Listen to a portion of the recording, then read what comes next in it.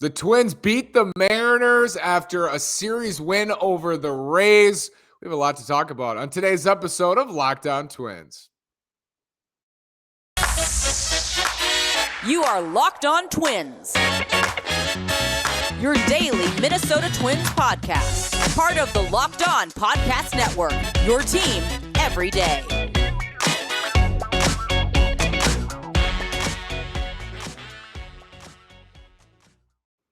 And welcome to the Locked On Minnesota Twins podcast. Today is Monday, June 13th, and I'm your gracious host, Nash Walker. Today's episode is brought to you by BetOnline. BetOnline has you covered this season with more props, odds, and lines than ever before. BetOnline is where the game starts. Again, this is Nash Walker. This is season 3 for me as a daily host of this podcast. So I've watched a lot of this Twins team, and this is season 4 of me writing about this team and this farm system at twinsdaily.com. I'm so excited to be joining you today, a day where the Twins win, and they've won 3 out of their last 4 now because they beat the Rays in that series, and I know they lost Sunday. That was a clunker. I'm back today to discuss a Twins win in the series opener against Seattle. It was a low-scoring affair. It was a game the Twins have won quite a bit this year, a 3-2 win. Pitching holds it down, bullpen bends but doesn't break. And today, we're going to talk about Byron Buxton because he set the tone today. We'll talk about Alex Kirilloff destroying at AAA. We'll look at the spreadsheet today. So an update with the spreadsheet. Chris Archer pulling him after 4 and how he's looked recently. And then the Chicago White Sox and Tony La Russa. That's all on the docket for today's episode. Without further ado, ladies and gentlemen, here's the spreadsheet. If you're watching on YouTube, you can see it. If not, I'll explain it to you. I made a spreadsheet with predictions before the season. This is before the season that projected the Twins to win 90 games. What would they have to do to win 90 games? And it's less about the game to game, the series to series, as it is about where they are on track for that 90 games. So I keep track of record plus or minus against what I had them at going into the season to this point. And in June, I had the Twins losing 2 out of 3 to Toronto, losing 2 out of 3 to the Yankees, and winning 2 out of 3 against the Rays. So I was down on the Twins in that 9-game stretch. I had the Twins going 4-5. I was 1 game off. They went 5-4. And the spreadsheet remains 2 games over my 90-win projection.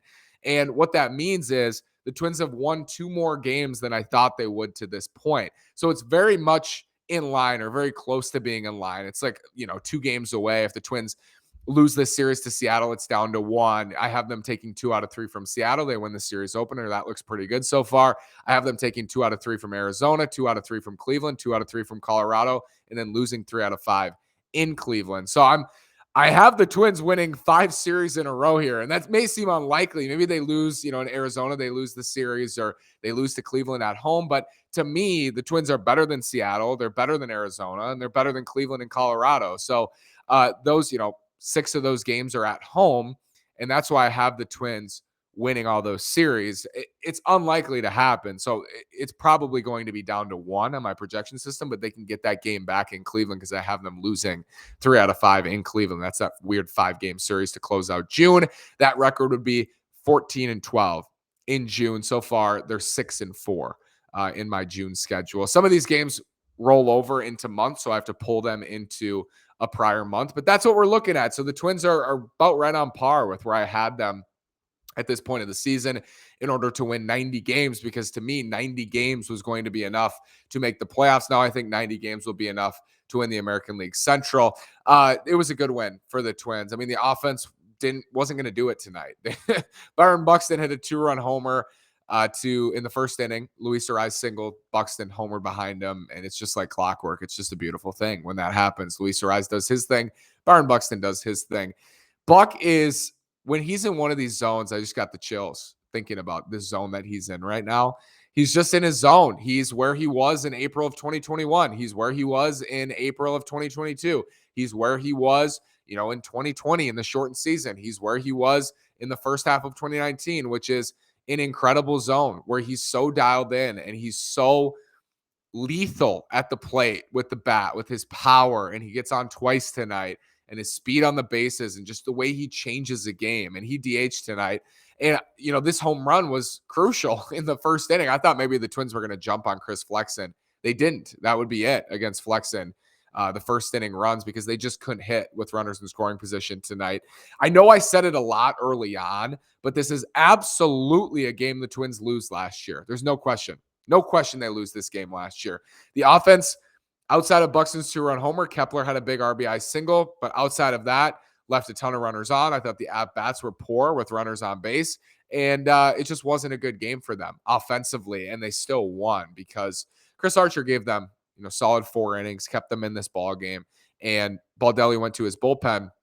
People seemed upset. Archer was pulled after 4. I get it, but Baldelli goes to Thielbar. This Mariners lineup is interesting because they really do alternate, and they have like 3 switch hitters in their lineup. So they go right, left, and you have Jesse Winker and Ty France. They have some good hitters. It's not a scary lineup. It was scarier on opening day than it is now, I think, because these guys, Winker's not as good as he was and hasn't been good, and Adam Frazier hasn't been good, and Julio Rodriguez was not in this lineup. He's been awesome lately. He pinch hits in the 9th and struck out against Pagan.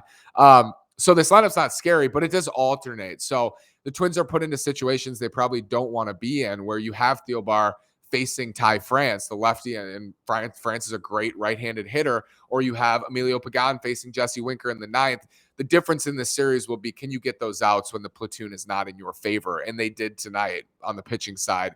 And that's, I think, why they won this game.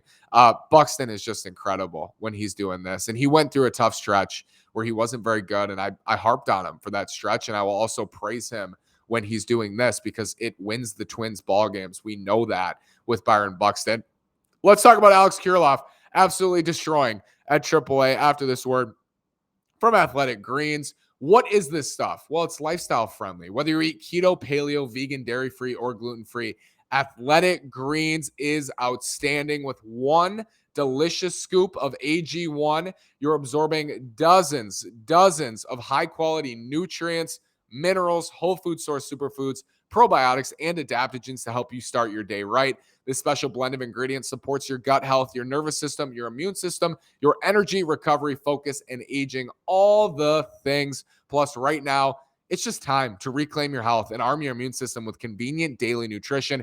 It's just one scoop in a cup of water every day. That's it. No need for a million different pills and supplements to look out for your health. Right now, go to Athletic Greens. They're going to give you a free 1-year supply of immune-supporting vitamin D and 5 free travel packs with your first purchase. All you have to do is visit athleticgreens.com/MLB Network. Again, that's athleticgreens.com/MLB Network to take ownership over your health and pick up the ultimate daily nutritional insurance.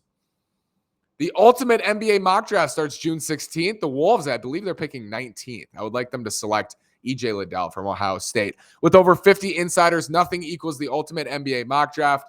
The Locked On NBA Big Board Draft experts plus the Odyssey insiders. First pick is June 16th. Search Ultimate NBA Mock Draft and follow now so you don't miss a pick.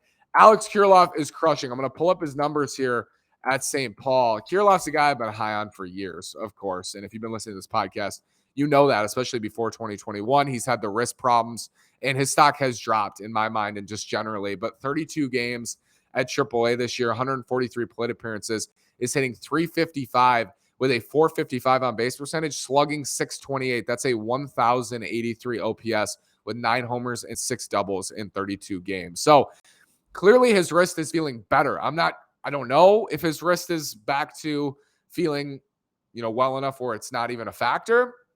Feels like that's never going to be the case, and it might just come and go. But Alex Kirilloff is crushing down there. It's great news for the Twins. And I said it, and I think Trevor Larnach is still going through lumps at the big league level. He's still trying to figure out how to hit off speed.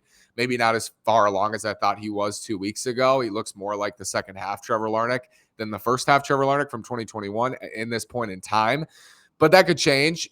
I think they need some consistency from the left side. Max Kepler hasn't looked very good. He did have a big hit tonight, but he hasn't looked great. Luis Ariz has been amazing, and he's been, their best hitter now for a month. They need another left-handed bat, a consistent left-handed bat. And if Alex Kirilloff can fill that role, that would be incredible because it pushes everybody down. And even if Kirilloff is down, if he's batting 7th or 8th against a right-handed pitcher, now you have danger in the bottom half of that lineup instead of, Jeffers, Sanchez, Celestino. And for reasons, I like Celestino and I don't mind Gary Sanchez. Jeffers has been awful.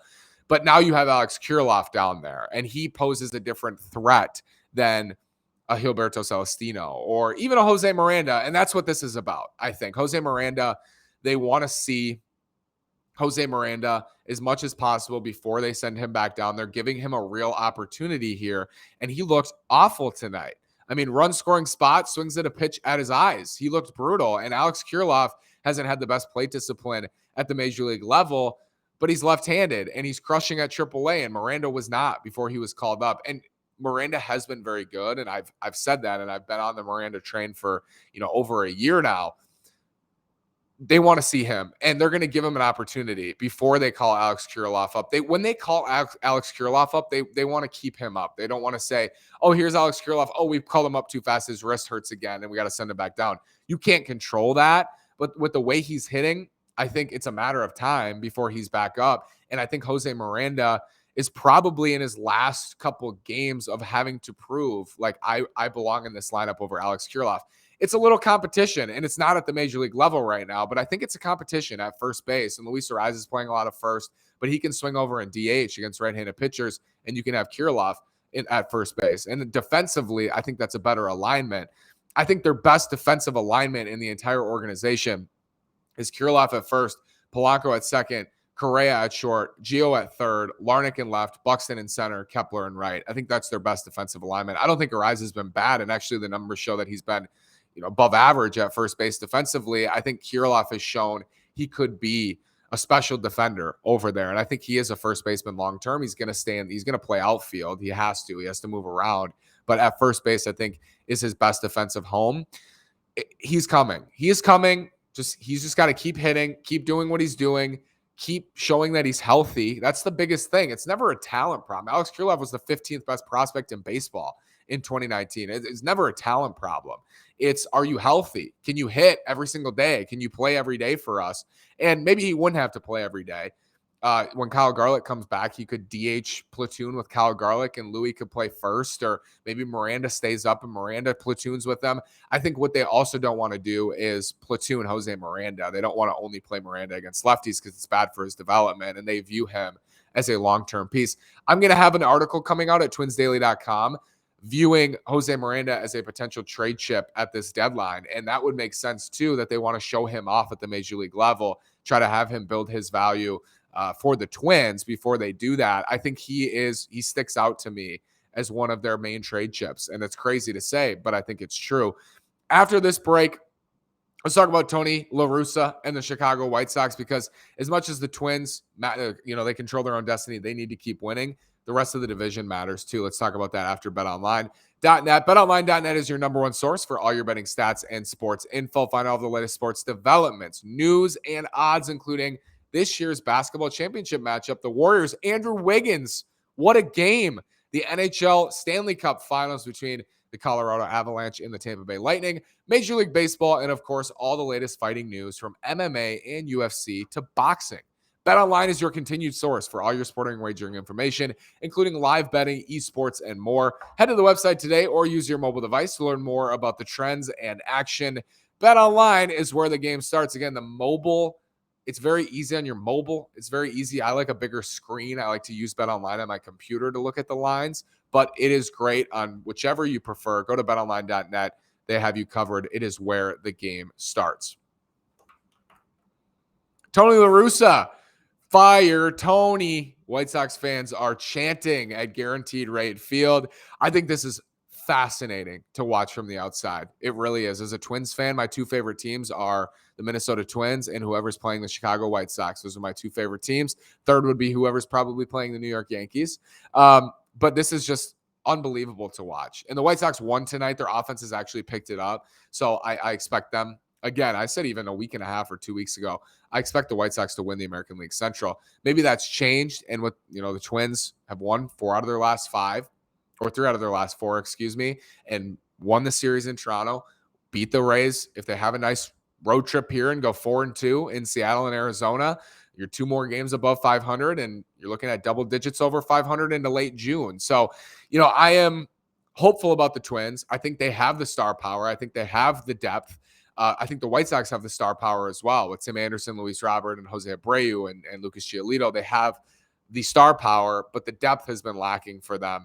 we'll see. I mean, it's going to be a fun race. I think my prediction here, my takeaway, Tony La Russa is hurting the White Sox. There's no question about it. I would like him to remain employed forever. That would be amazing because the moves he makes and I think just the way he rubs the fan base is really entertaining to me. I think it is maybe the best storyline to watch right now in Major League Baseball. Tony La Russa versus the White Sox. At the time, I'm biased to any move the White Sox make, but of course, at the time, I was skeptical, as a lot of White Sox fans were, about the La Russa signing. They had a great year last year, won the division, swept in the first round, or won one game, lost 3-1 to the Astros, and this year just hasn't gone as planned. But it's not over for them. They're not where the Twins were at a year ago, where the Twins were completely done on June 12th or whatever day it is today, June 13th. The Twins were done. The White Sox, I think, are 3 games below 500 today. So they're not done. I think they're going to make a run. And my prediction for this division now is the Twins play the White Sox 16 more times. I think there's going to be a race, like a real race in the second half. Anytime someone said, it just might not be it for the White Sox this year, I'm not buying it because the schedule. If we were in the American League East and the White Sox were in the East and we were playing, the Red Sox and the Yankees, I don't think the Red Sox are great this year, but the Yankees and the Rays and the Blue Jays, I would say, yeah, the Sox might be cooked. But now they're playing the Tigers, and the Tigers just give away outs and they give away runs, and the Twins lost 4 out of 5. That's why it was so frustrating. They lost 4 out of 5 to the Tigers. You play the Tigers. The Royals are terrible. I mean, just terrible. And they have so many games remaining against those two teams. So they're going to be in it, folks. And Cleveland will be in it too. They'll hang around. I'm not concerned about Cleveland. I'm concerned about Cleveland from I don't want them to take first place standpoint. But the Twins have a 3.5 game lead after Monday night going into June 14th. You got to feel pretty good about that. And they're 6 games over the White Sox. I would take this all day long. If you show me this before the season, I'd say that's great. I mean, that's exactly where you want to be if you're the Minnesota Twins. They've been in first place since April 24th.